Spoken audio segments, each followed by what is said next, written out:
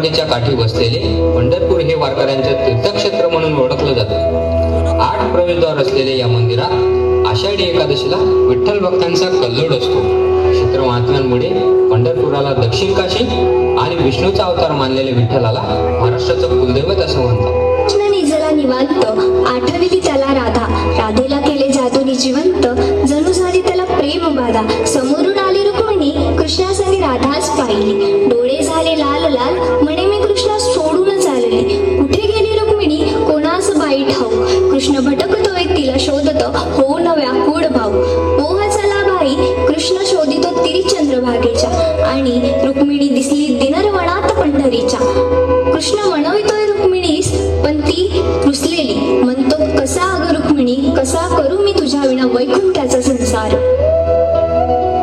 पुंडलिकाच्या घरी आली कृष्णाची ग बाई स्वारी, पुंडलिक करतो आई बापाची सेवा, ठेवून उभा विठेवर कृष्णाला दारी. वाट पाहता पाहता कृष्णाची मूर्ती उभी राहिली, विटेमुळे विठ्ठल त्यासी प्रचिती झाली. भूमंडळी म्हणे विठ्ठलास बाप, अण रुक्मिणीस आई, अण बोला जय जय विठोबा रुक्माई.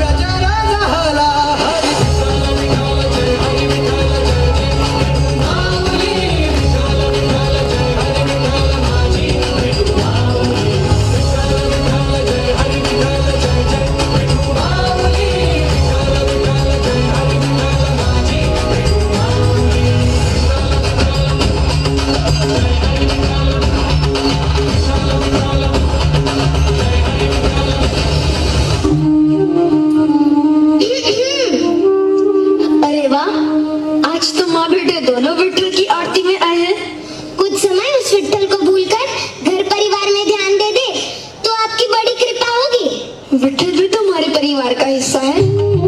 हाँ हाँ, तो परिवार के सारे सदस्यों से मिलने का समय बराबर बराबर बांटना चाहिए ना। देखो, इस विठल ने तुम्हें मेरी अर्धांगिनी के रूप में चुना और ये नन्हा बालक भी उसी विठल की ही देन है। हाँ हाँ, विठ्ठल की देन है, तो उसी विठ्ठल का प्रसाद समझकर कभी लीजिए ना अपने हाथों में, कभी अपने गोद में उठाकर खिलाइए ना इसको। यदि आप सारा लाड प्यार उस विठ्ठल पर ही न्योछावर कर दोगे तो इस नन्हे विठ्ठल के हिस्से में क्या आएगा? ये गीली मिट्टी। विठ्ठल, अब दोनों विठ्ठल को आप ही संभालिए, मुझे कुएं से पानी लेने जाना है, ध्यान रखिएगा। आज अपने विठल के लिए मटका बनाऊंगा और प्रतिदिन उस मटके में पानी भर के अपने विठल को स्नान कराऊंगा।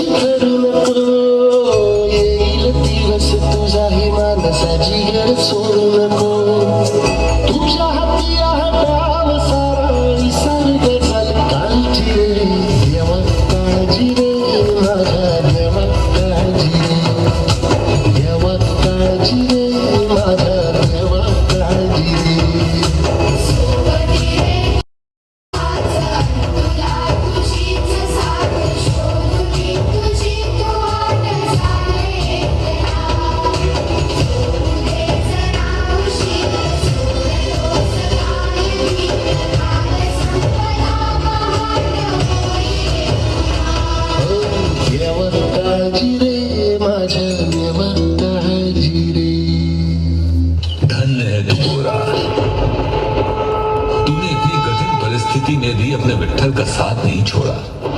तुझ जैसे भक्त पर हमें गर्व है।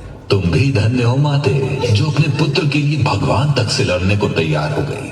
जैसे शांति के लिए उसका पुत्र है, वैसे ही मेरे लिए है। और कोई अपने पुत्र को दुखी नहीं देख सकता।